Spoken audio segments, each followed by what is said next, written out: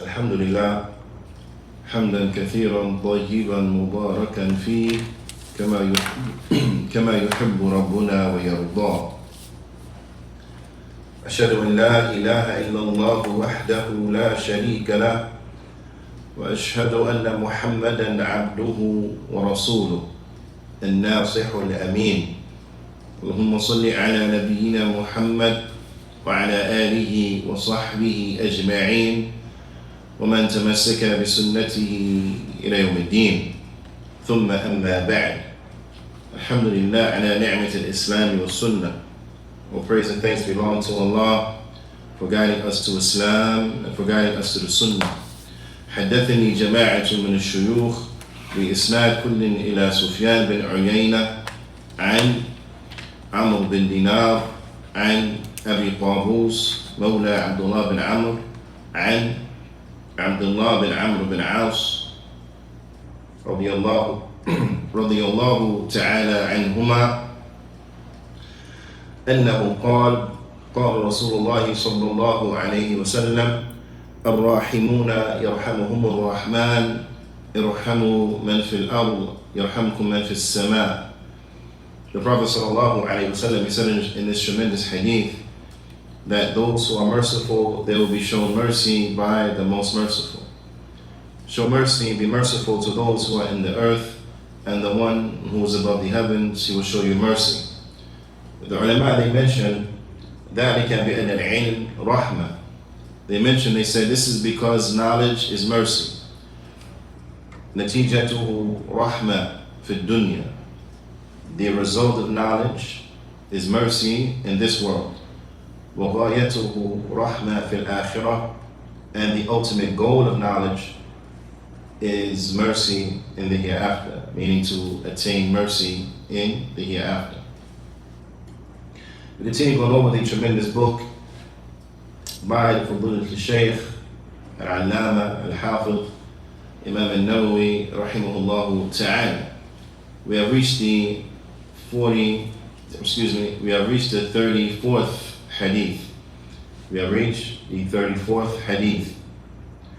And that is the hadith عن أبي سعيد الخدري رضي الله تعالى عنه. It is narrated by Abu Sa'id al-Khudri رضي الله تعالى عنه فيما رواه مسلم في الصحيح, in that which Muslim he collects inside of his collection of authentic hadith. قال Abu Sa'id رضي الله تعالى عنه, he said, سمعت رسول الله صلى الله عليه وسلم, he said, I heard the Messenger of Allah صلى الله عليه وسلم يقول, saying, من رأى منكم منكرا فيغيره بيده فإن لم يستطع فبلسانه فإن لم يستطع فبقلبه وذلك أضعف الإيمان. The Prophet sallallahu alayhi wa sallam, he said in this well-known hadith, what translated means, and whoever from amongst you sees an evil, then let him change it with his hands. And if they are incapable of doing so, then let them change it with their tongue. And if they are incapable of doing so, then let them hate it. And that is let them hate it with their heart. And that is the weakest of faith. That is the weakest of faith. قال العلامة فضيلة الشيخ محدث المدينة, the great scholar, the scholar of hadith from Medina, the scholar of hadith of Medina, Sheikh Abdul Muhsin al-Abbad حفظه ta'ala, he mentions, he says, هذا الحديث مشتمل على darajat inkar. He said this hadith, it contains and consists of the different levels of removing, denying, so on and so forth, al-munkar, to remove the sin. To remove the sin, al-munkar. Na'am. So there are different levels of the removing of a munkar. And not every situation brings the same method of removal. So this is very important to understand, that there is not just one way to remove a munkar, but every situation will have its appropriate course of action in order to remove the munkar.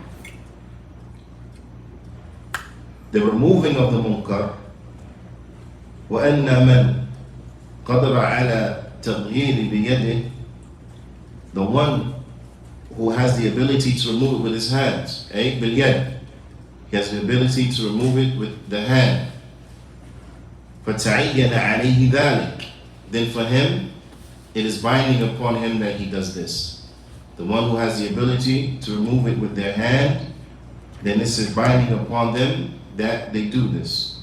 But before getting into who are the people who remove a munkar with their hand, let us look back and see what is al-munkar.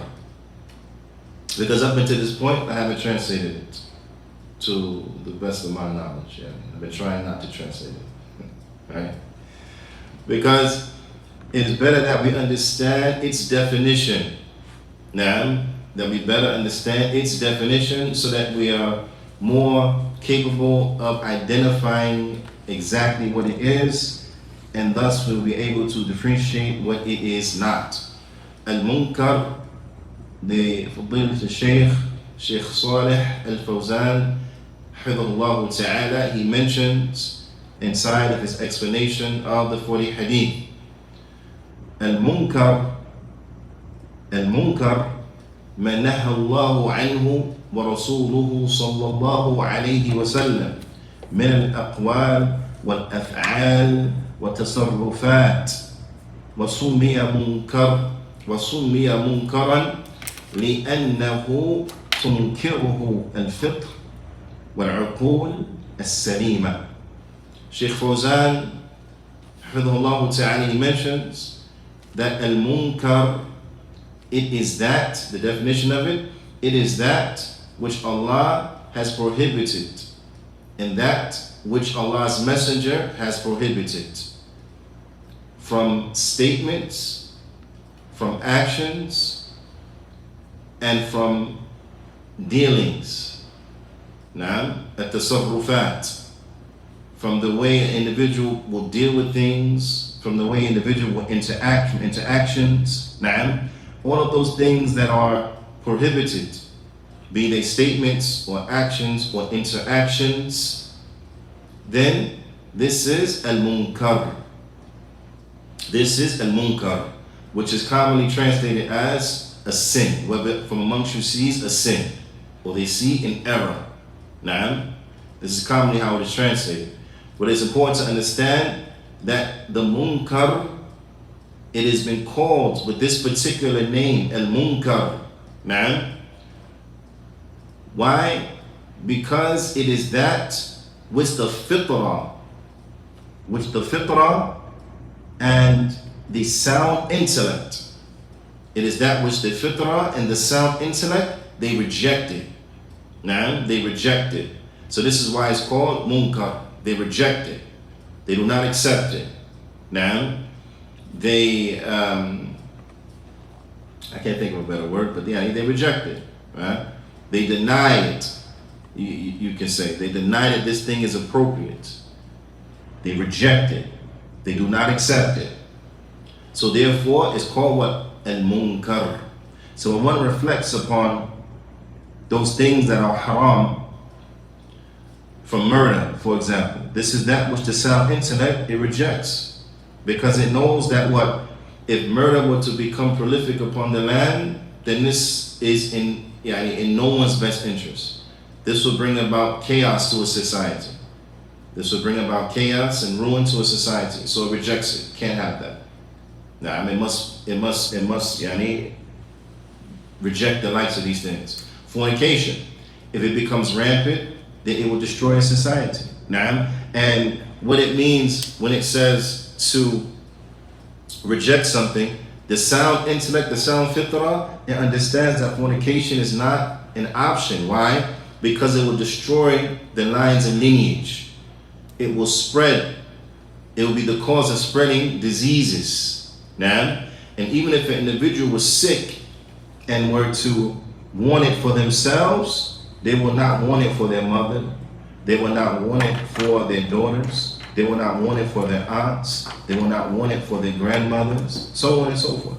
Now, because they will realize what the corruption that is contained therein, so they will deny it. They wouldn't want it.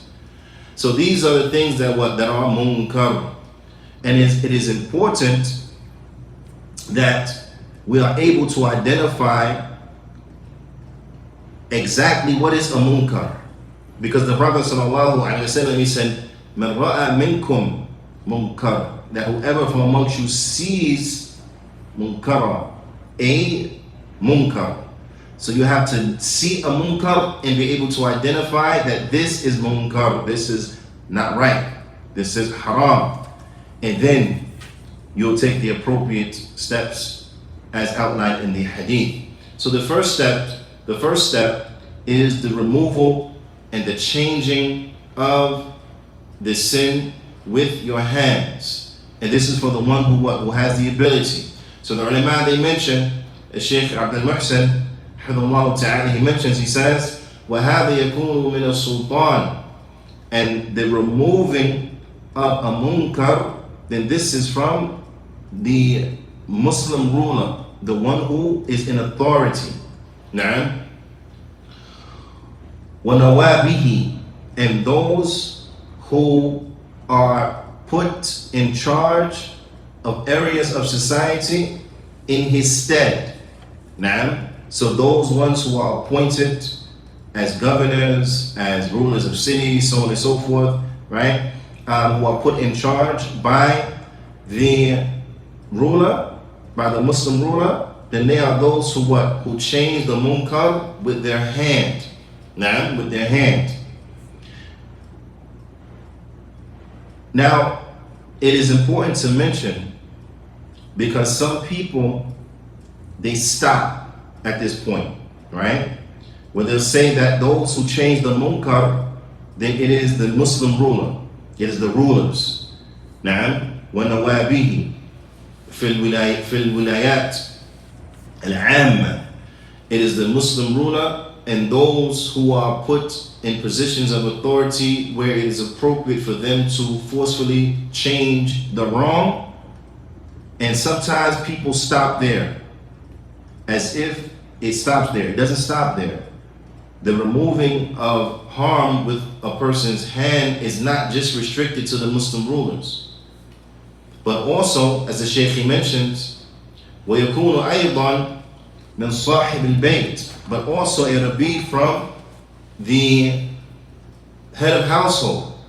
It'll be from the head of household. It'll be from the mother. It'll be from the father, so on and so forth. The parents.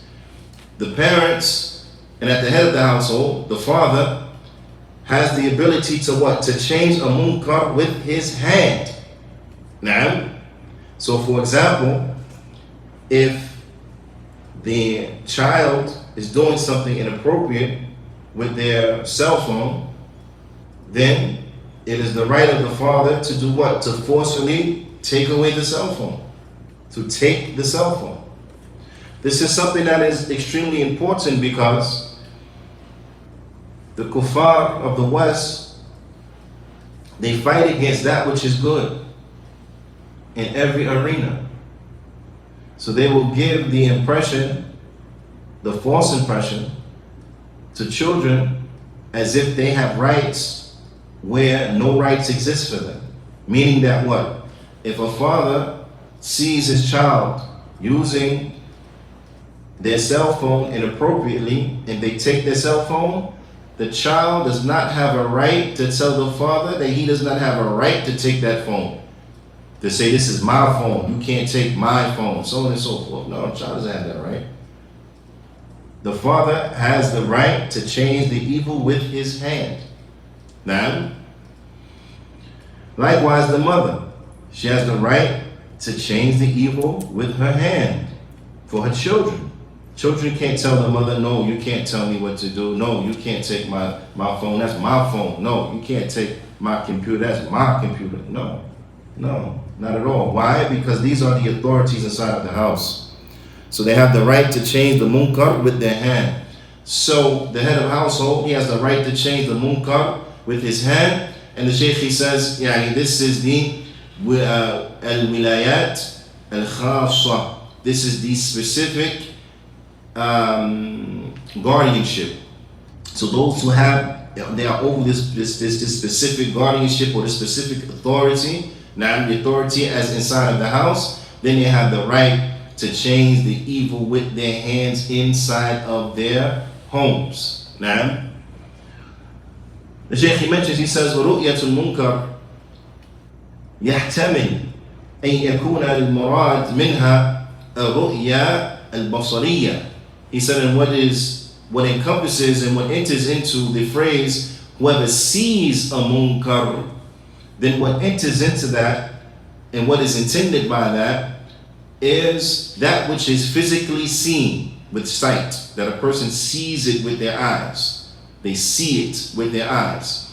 أو ما يشملها ويشمل الرؤيا العلمية, and also that which could enter into it, or that which also enters into it, is that which comes by way of one's knowledge, meaning that one has seen it in a way that is not indicative of seeing it with one's sight, but one has come to know about something. And we say come to know about something with certainty.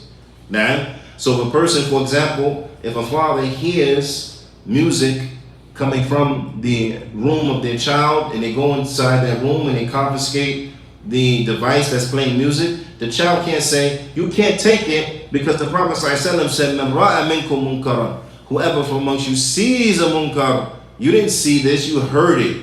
So you can't take it. No. So if they see it or they come to know about it, now with certainty, then they can change it with their hands, right? So that which is connected to one's physical sight enters into this, and also that which is connected to just knowing, they come to know about it, then also it enters into this. So this is also important to know. فَإِذَا لَمْ يَكُنْ مِنْ أَهْلِ التَّغْيِيرِ بِالْيَدِ. But if a person is not from those who can change it with their hands, because again, not every situation is a person, in not all situations and circumstances will be able to remove something, to remove and repel an evil with their hands. They're not going to be able to. So in the case where a person is incapable of removing it with their hands, why? Because it is outside of their jurisdiction, to the like and the like, then the Prophet ﷺ, he said that whoever does not have the ability to change it with his hands, then they will change it with their tongue. فَإِنْ لَمْ يَسْتَطِعْ فَبِلِسَانِهِ. And if you cannot change it with his hands, and they change it with their tongue, and that is by saying something. Now, انتقل إلى التغيير باللسان, then they will move on to the next level, and that is changing it with their tongue. So already now one can see that when looking at situations, you have to be able to assess a situation.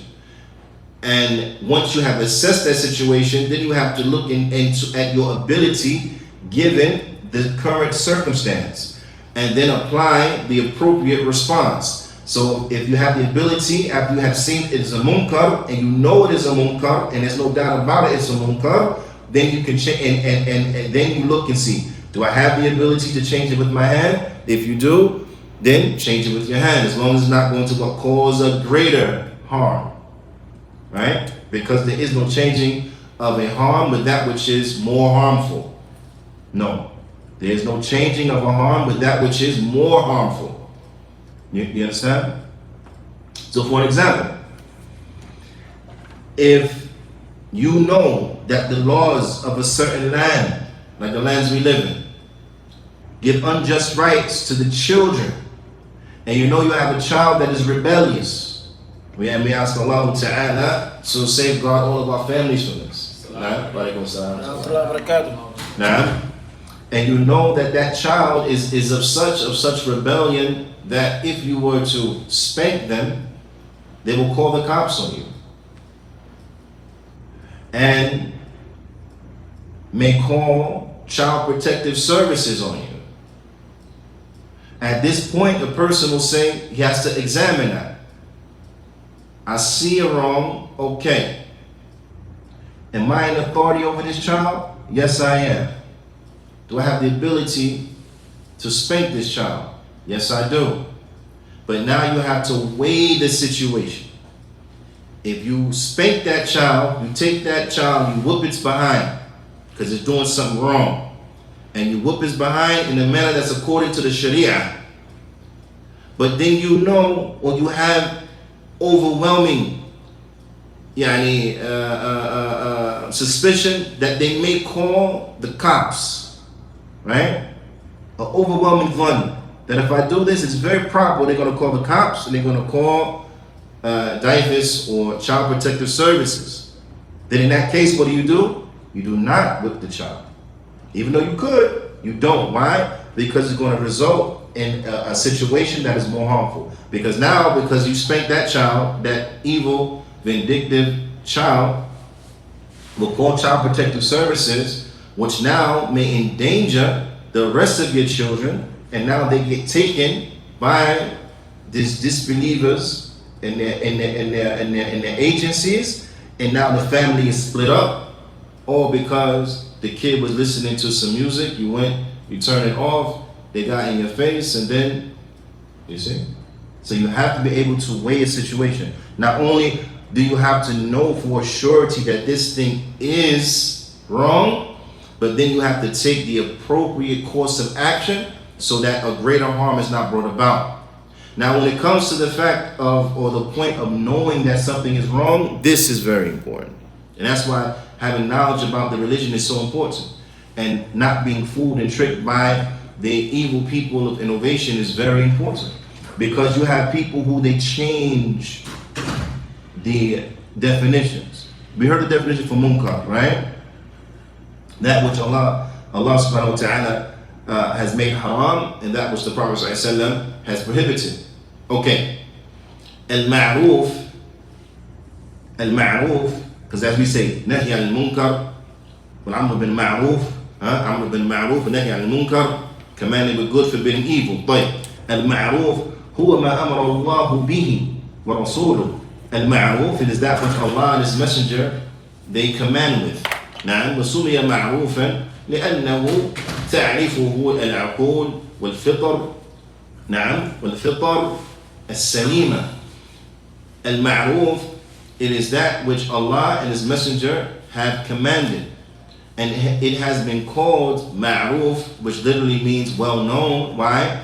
Because it is that which is recognized by the sound intellect and the sound natural disposition. Now, the sound natural disposition. Okay? So this is why it is ma'ruf. So we are to command with ma'ruf, command with that which is good, and prohibit that which is evil. Command with the good, prohibit the evil. But it's important that we know exactly what is evil and what is good.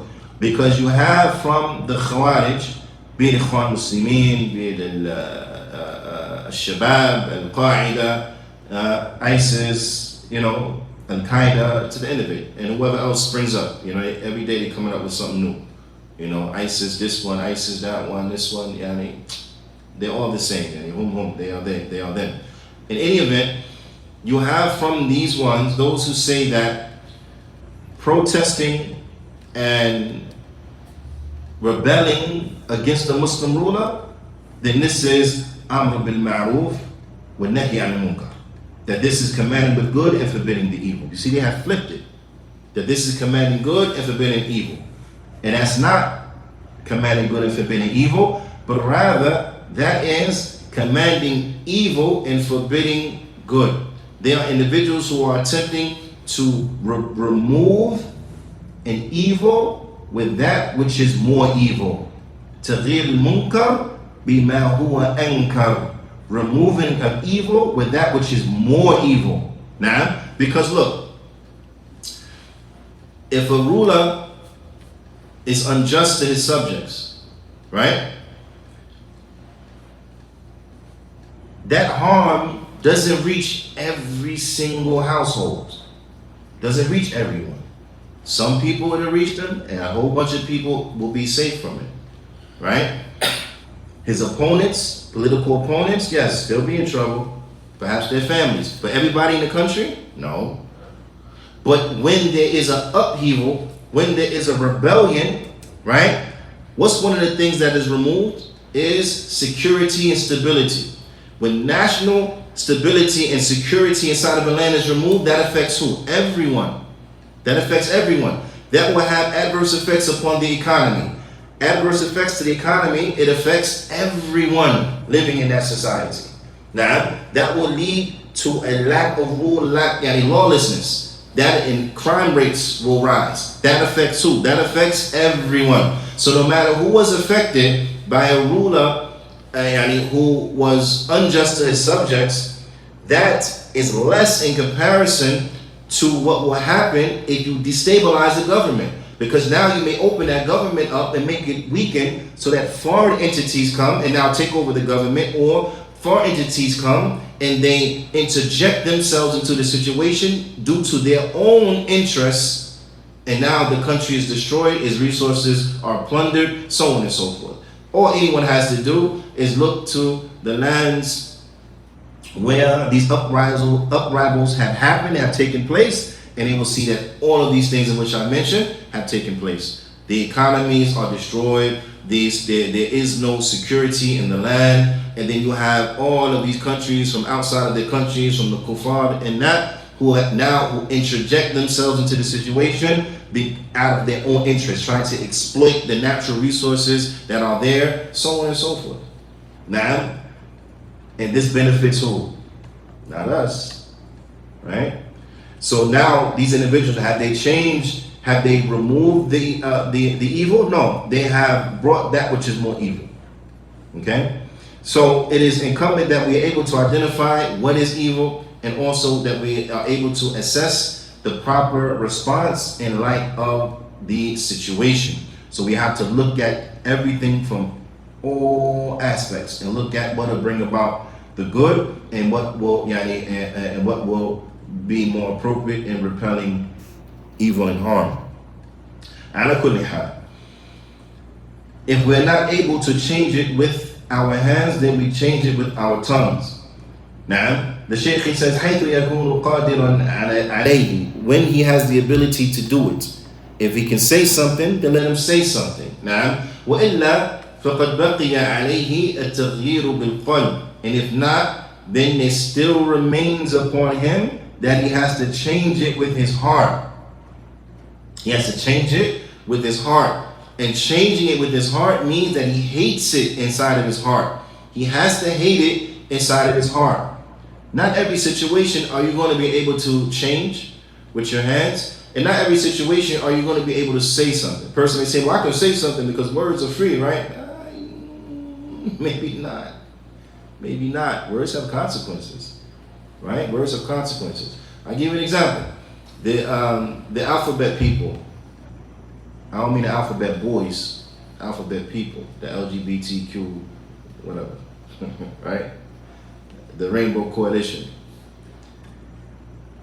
For you to get into a verbal altercation with one of these individuals, right? Say it is as an employer to a potential hire. And it becomes clear, she tells you she has a wife, or he tells you he has a husband. And then now you go off on them, right? And so on and so forth. Would that be the best thing to do?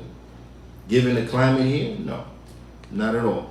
Because they'll sue you, they'll file discrimination, this, and so on and so forth, right? That may turn out bad for you. So in that situation, even though you have the ability to say something, you might be put in a situation that you really can't say anything. You have to Hate it in your heart. But it is incumbent that it is hated in the heart. And that is what? That is the weakest of Iman, to hate it in the heart, right? But that's what you have to do. So no matter what ability you have, if you can change it with your hands, you still got to hate it in your heart. If you could say something, you still have to hate it in your heart. If you can't do anything with your hands or say something, you still have to hate it in your heart. The Prophet ﷺ, he said in the hadith, in another narration that is collected in Muslim as well, the Prophet ﷺ, he said, and it's from the hadith of Abdullah bin Mas'ud radiyallahu ta'ala anhu, the Prophet ﷺ, he said, وَلَيْسَ وَرَاءَ ذَلِكَ مِنَ الْإِيمَانِ حَبَّةُ خَرْدَلٍ. And there is not after that, meaning if you don't hate it in your heart, then there is not even a mustard's grain of Iman beyond that. So if you don't hate it in your heart, this is very bad indication.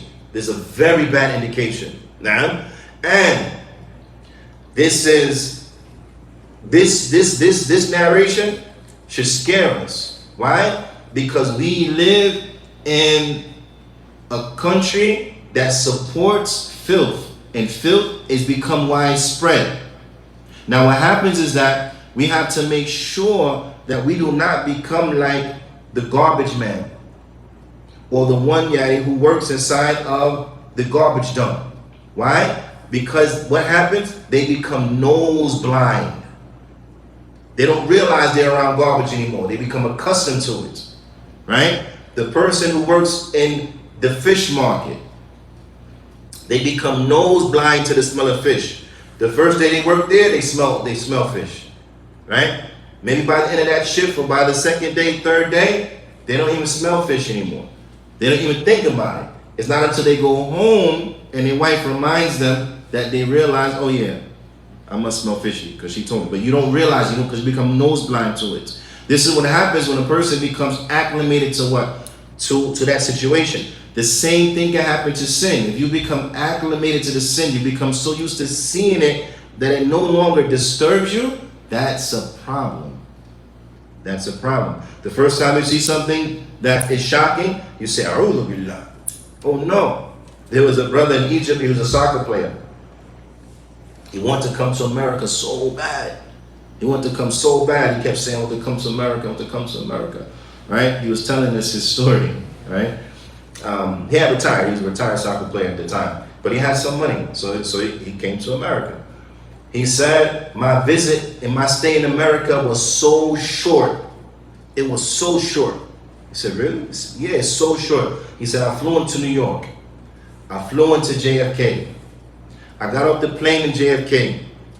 Took the shuttle, right? He probably went down Times Square or something, like this. I forget what he mentioned. But he said, when I finally got out the airport and got into the city, he said, I saw two men kissing each other. He said, I got back in the cab, I went back to JFK, bought a ticket, came back to Egypt. So I'm never going back to America. Never going back to America. He had a visceral response to seeing that. He said, oh, this is what America about? Nope. Turned around, came back. He got a ticket, waited in the airport, bought his ticket, waited, and he flew back to Egypt. He said, no way. No way. You see? Now, take that and now compare that to people now who've gotten used to it. You see it, you don't even think about it. Doesn't even cross your mind. Doesn't even cross your mind. You see it, doesn't cross your mind. Now, this is for us as adults.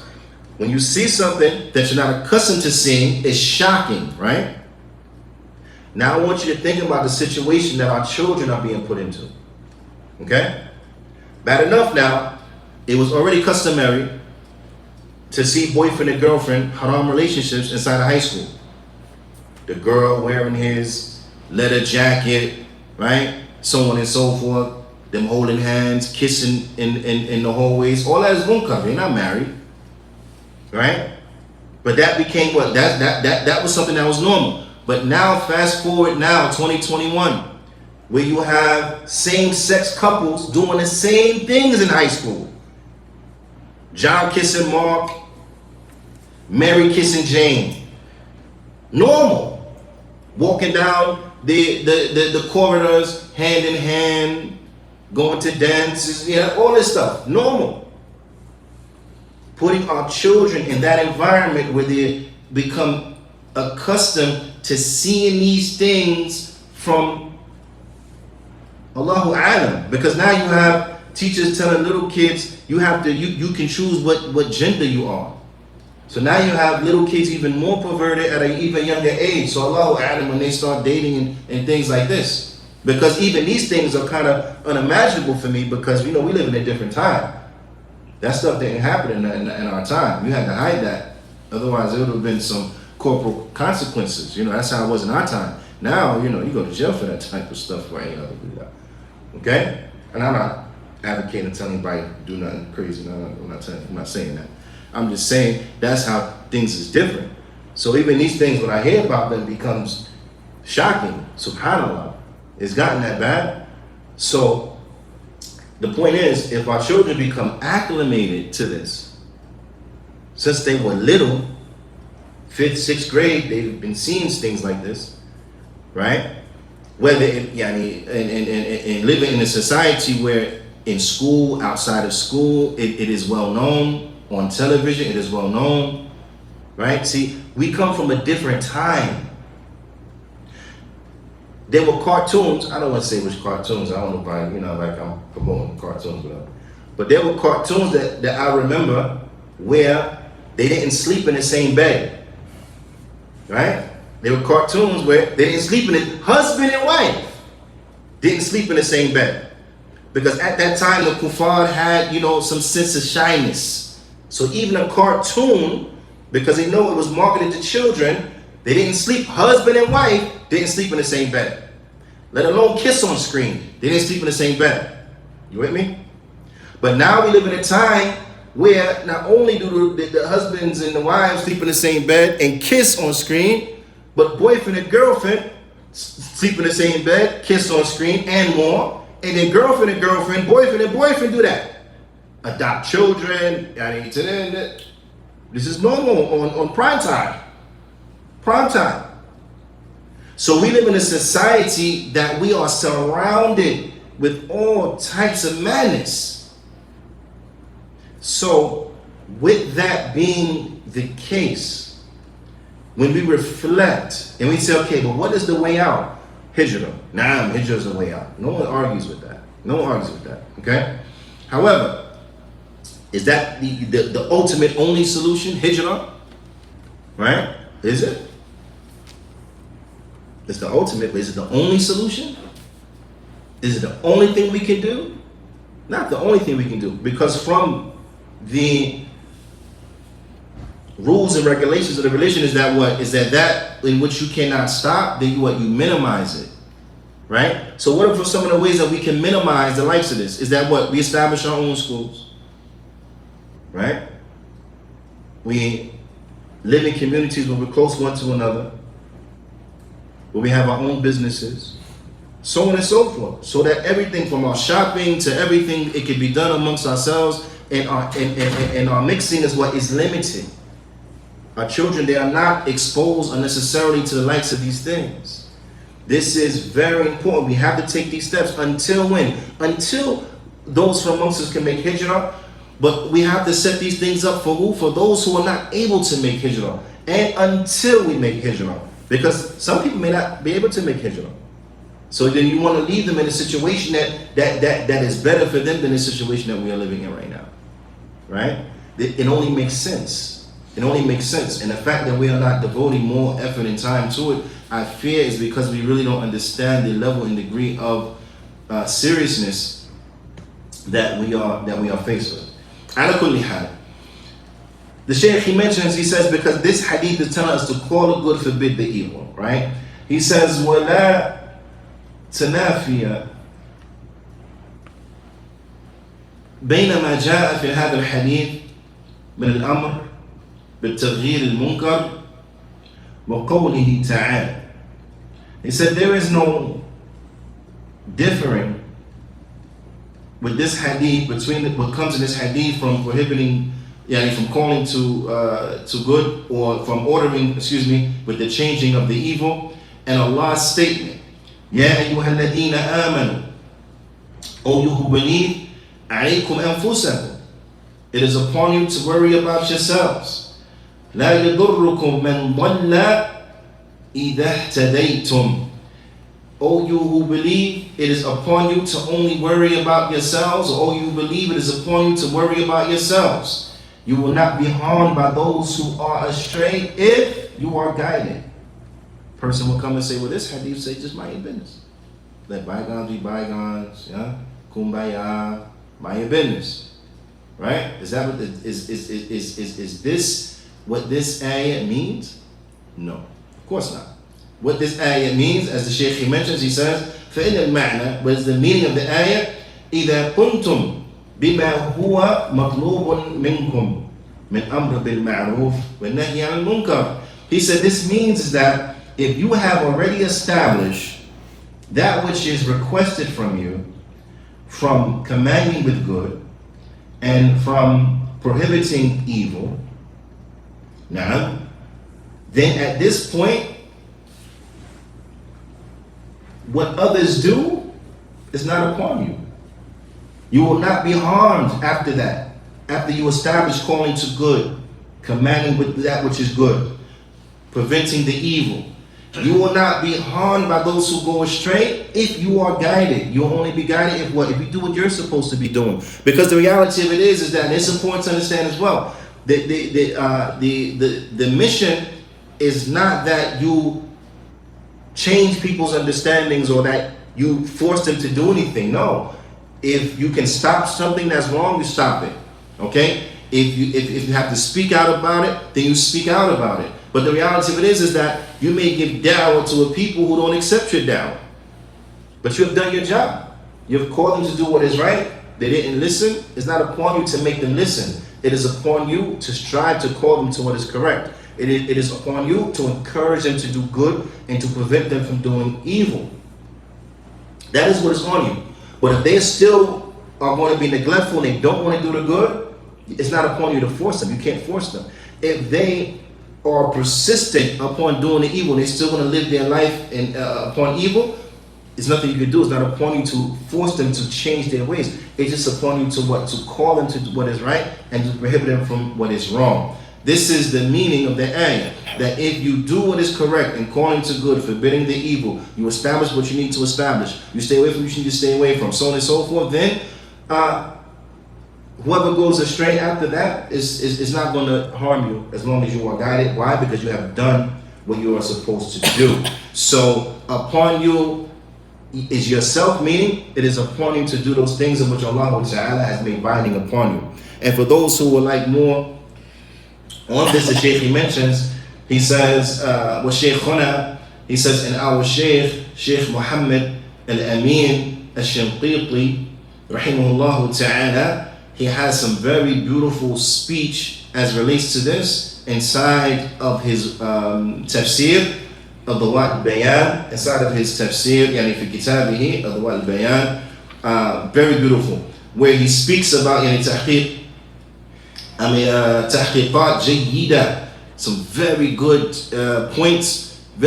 points, explanatory points about the affair of calling to good and forbidding evil. Now, so inshallah ta'ala, the Shaykh encourages the students to refer back to this for more detail on this particular topic and on this particular subject. And that within itself will be a class all by itself. So those who have the ability to refer back to the Bayan, then I encourage them to refer back to it and to read what Shaykh Shinqiti, rahimahullah ta'ala, he had to say about this particular hadith. And then, this particular ayah, excuse me. And then in this hadith, the Prophet ﷺ, he said, وَذَلِكَ أَضْعَفُ الْإِيمَانِ, and that is the weakest of faith, meaning to hate it in your heart only, then that is the weakest of faith. In that is a proof and an evidence that Iman is of different levels. It goes up and it goes down, and not all human beings are on the same level of Iman. Not all of the Muslims have the same level of Iman. So the Shaykh Fawzani mentions, he said, وَمِنَ النَّاسِ مَنْ إِيمَانُهُ قَوِيٌّ, You have from human beings those who their iman, their faith is strong. نعم. ومنهم من هو إيمانه ضعيف. And then from them you have those who their iman is weak.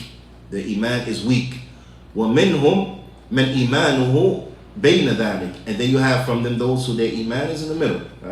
They're in the middle. They're not strong, they're not weak, they're between weak and strong. Right? So iman, it goes up and it goes down. So this is another proof and evidence, which is a refutation on those deviant sects that believe that iman is one thing, like the Khawarij and the Murji'ah, that believe iman is only one thing. If you have it, you have it. If you don't, you don't. No, this shows us that iman is of levels. You have some that have strong iman and some who have stronger iman. You have some who have weak iman and some who have weaker iman. So iman is of different types. So there are three takeaways Sheikh Abdul Muhsin, he points out from this particular hadith. From them, and again, there are many benefits, but he wants to highlight these three. From them is that wujub al-amr bil ma'ruf wa nahy al munkar. It shows us the obligation of calling to good and from forbidding evil. It is an obligation. So as Muslims, we should be striving to benefit others by encouraging them to do good and reminding others by cautioning them from doing the evil.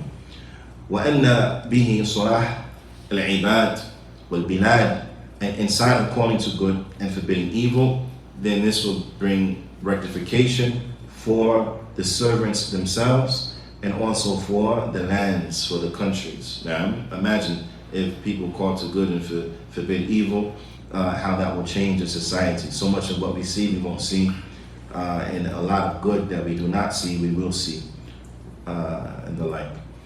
Secondly, is that the changing of evil, then it will be upon different levels, right? So whoever has the ability to change it with whatever degree they could, then it's upon them to change it with that, right? So when you see evil, it is wajib that you change it. If you can't change it with your hands, then you change it with what? What do you change it with? Now, your tongue. If you can't change it with your tongue, then you have to change it by hating it in your heart. So no matter what level you're on, you still, if you see an evil, you have something to do. And that is at least hate it in your heart. That is at least hate it in your heart. Which shows us that now what? The danger of sins. Right? Because if we see a sin, we're supposed to hate it in our heart. Now think about the people who they indulge in sin to the point that they love the sin. Scary.